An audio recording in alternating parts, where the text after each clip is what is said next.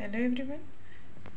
तो आज हम पढ़ेंगे इंडियन कॉन्ट्रैक्ट एक्ट का सेक्शन 9 जो है वो एक्सप्रेस एंड इम्प्लाइड कॉन्ट्रैक्ट के बारे में बात करता है कि एक्सप्रेस और इम्प्लाइड प्रॉमिस जो है वो किस तरीके से होती है, वो इस चीज़ के बारे में बात करता है जो हम जानते हैं। पहले जानते हैं कि जो टर्म एक्सप्रेस है इसका मतलब क्या होता है। यानी कि द प्रपोजल और acceptance of any promise is made in a word, the promise is said to be express.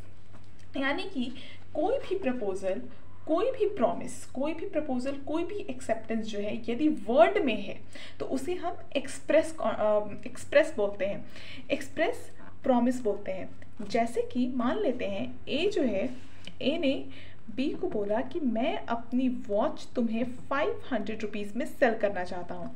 ठीक है, तो यहाँ पर क्या हो गया, ए ने क्लियरली बोल दिया बी को कि मैं वॉच तुम्हें 500, मैंने कि क्या आ गया, वर्ड में आ गया। जो चीज़ें बिल्कुल क्लियर आपको बोल दी जाए, क्लियर आपसे कह दी जाए, उसे हम क्या बोलते हैं, एक्सप्रेस कॉन्ट्रैक्ट बोलते हैं। तो एक्सप्रेस यानी कि चाहे तो वो प्रपोजल या एक्सेप्टेंस आपका वर्ड में बना होना चाहिए, यानी कि इस तरीके से वर्ड में बना होना चाहिए, उसे हम एक्सप्रेस कहते हैं।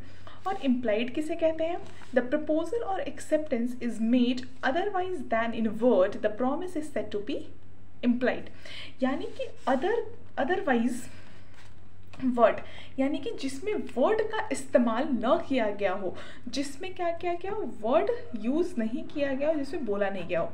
फॉर एग्जाम्पल, आप जो है वो क्या चाहते हो, अपनी शू पॉलिश कराने जाते हो, आप जो है वो शू पॉलिश करने वाले भैया को क्या करते हो, दे देते हो अपनी शू, और आप कुछ नहीं बोलते, बस जाते हो, खड़े हो जाते हो, वो आपकी शू जो है वो पॉलिश कर देते हैं। फिर आप जो है उनका जितना भी अमाउंट होता है, 10-20 रुपये, जितने भी उनकी अमाउंट्स होती है, जितना वो बोलते हैं, आप उनको पे करते हो।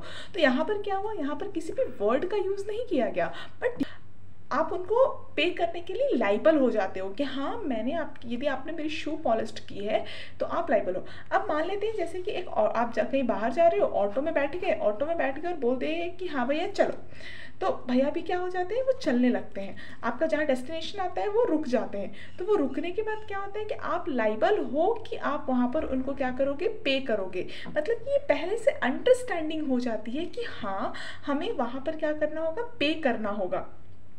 तो ये पहले से क्या हो जाती है, डिसाइडेड।